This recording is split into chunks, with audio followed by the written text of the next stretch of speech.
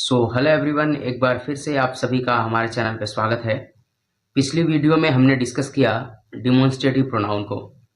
आज की इस वीडियो में हम डिस्कस करने वाले हैं डिस्ट्रीब्यूटिव प्रोनाउन यानी कि विभाग सूचक सर्वनाम को। तो चलिए बिना कुछ देर के वीडियो को शुरू करते हैं। नमस्कार दोस्तों, मेरा नाम है राहुल और आप सभी देख रहे हैं टारगेट क्लासेस को। तो जैसा कि आप देख रहे हैं कि हमने लिखा है डिस्ट्रीब्यूटिव प्रोनाउन विभाग सूचक सर्वनाम। Such words which are used to point out one person, one thing, or one place only from a group of persons, places, or things are called distributive pronouns. ऐसे शब्द जो व्यक्तियों, स्थानों या चीजों के समूह में से केवल एक व्यक्ति, एक चीज या एक स्थान को इंगित करने के लिए उपयोग किए जाते हैं उसे विभाग सूचक सर्वनाम कहते हैं। कहने का मतलब है कि डिस्ट्रीब्यूटिव प्रोनाउन वह होता है जो किसी समूह में से किसी एक व्यक्ति की बात करे, एक चीज की बात करे, उसे कहते हैं डिस्ट्रीब्यूटिव प्रोनाउन। या एक व्यक्तियों का समूह या एक किसी वस्तु का समूह में से हर किसी की बात करे, उसे भी कहते हैं डिस्ट्रीब्यूटिव प्रोनाउन। या एक समूह में से किसी भी एक व्यक्ति या एक वस्तु की बात ना करे, उसे भी हम कहते हैं डिस्ट्रीब्यूटिव प्रोनाउन। जैसा कि आप देख रहे हैं कि यहाँ हमने लिखा है डिस्ट्रीब्यूटिव प्रोनाउन जो होते हैं वह तीन प्रकार के होते हैं। इच, ईदर जिसको आइदर भी पढ़ते हैं, नीदर जिसको नाइदर भी पढ़ते हैं, दोनों करेक्ट है।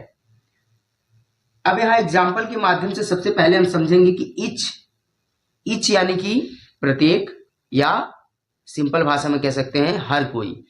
अब इसका प्रयोग जो है कैसे करते हैं, यहां हमने कुछ सेंटेंस लिखे हैं, तो सेंटेंस के माध्यम से समझते हैं।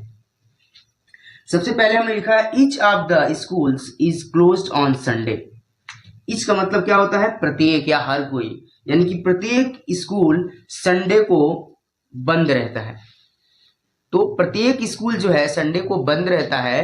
तो एक स्कूल का एक समूह है, यानी कि सारे स्कूलों की बात की जा रही है और उसमें से प्रत्येक यानी कि हर एक विद्यालय की, हर एक स्कूल की बात की जा रही है कि वह क्या है? बंद है, यानी कि बंद रहता है। तो इच जो है वो क्या हो गया? डिस्ट्रीब्यूटिव प्रोनाउन यानी कि विभाग सूचक सर्वनाम। उसी क्रम में एग्जाम्पल दूसरा है each of you tell lie. तो तुम में से हर कोई झूठ बोल रहा है। जो इच है वह किसको बता रहा है? हर कोई, यानी कि एक समूह में से हर एक व्यक्ति की बात की जा रही है, तो वहां पर भी इच का प्रयोग करेंगे और वह होगा डिस्ट्रीब्यूटिव प्रोनाउन। उसी क्रम में नंबर 3 है each of the boys is intelligent, यानी कि हर बच्चा क्या है? बुद्धिमान है। तो इच जो है यानी कि एक बच्चों का समूह है और हर बच्चे का अलग अलग बात की जा रही है, यानी कि प्रत्येक बच्चे की बात की जा रही है कि प्रत्येक बच्चा क्या है? इंटेलिजेंट है। तो इच जो है यानी कि प्रत्येक जो है वह क्या हो जाएगा? डिस्ट्रीब्यूटिव प्रोनाउन यानी कि विभाग सूचक सर्वनाम। तो चलिए इसी क्रम में ईदर और नीदर को भी जान लेते हैं। तो आइए इसी क्रम में ईदर यानी कि आइदर, नीदर यानी कि नाइदर भी पढ़ते हैं, इसको समझते हैं क्या होता है। आइदर का मतलब होता है दोनों में से कोई एक, और नाइदर का मतलब होता है उनमें से कोई भी नहीं या उन दोनों में से कोई भी नहीं। ठीक है, तो यहाँ एग्जाम्पल हमने लिखा है either of you can come with me, यानी कि तुम में से कोई एक मेरे साथ आ सकता है। तो आइदर का मतलब क्या है? तुम में से, तुम दोनों में से कोई एक। तो तुम में से कोई एक मेरे साथ आ सकता है, तो इसमें आइदर क्या हो गया? Distributive pronoun.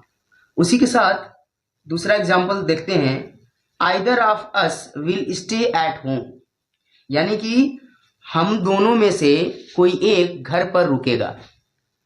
तो आइदर जो है वह क्या बता रहा है कि हम दोनों में से कोई एक, या हम कई लोग हैं, एक समूह में हैं और उनमें से किसी एक व्यक्ति की बात की जा रही है कि हम में से कोई एक रुकेगा। तो आइदर क्या हो जाएगा? Distributive pronoun.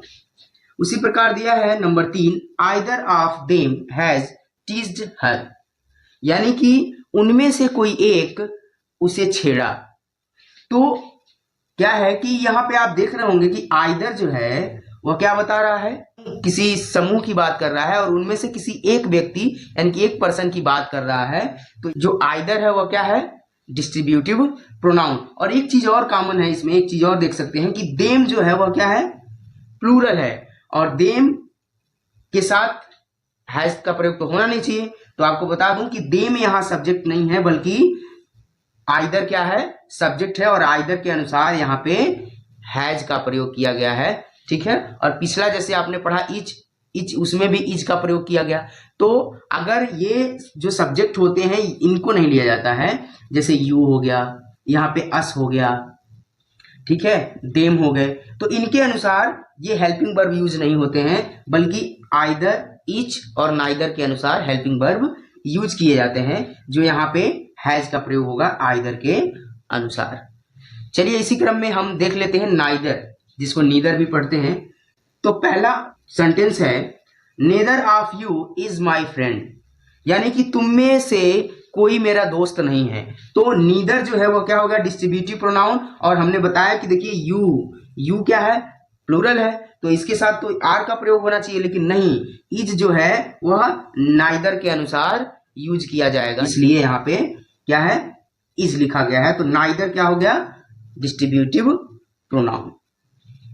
उसी के अनुसार दूसरा देखते हैं, neither of them can play cricket, यानी कि उनमें से कोई भी क्रिकेट नहीं खेल सकता। तो उनमें से कोई भी क्रिकेट नहीं खेल सकता में नाइदर क्या है, यानी कि एक समूह की बात की जा रही है, कुछ लोगों का समूह है, और उनमें से क्या है कि कोई भी नहीं, हर एक व्यक्ति की बात की जा रही है कि उनमें से कोई एक व्यक्ति भी क्या नहीं कर सकता, क्रिकेट नहीं खेल सकता। तो नाइदर जो होगा डिस्ट्रीब्यूटिव प्रोनाउन होगा। Neither of us will go to Mumbai, यानी कि हम में से कोई भी मुंबई नहीं जाएगा।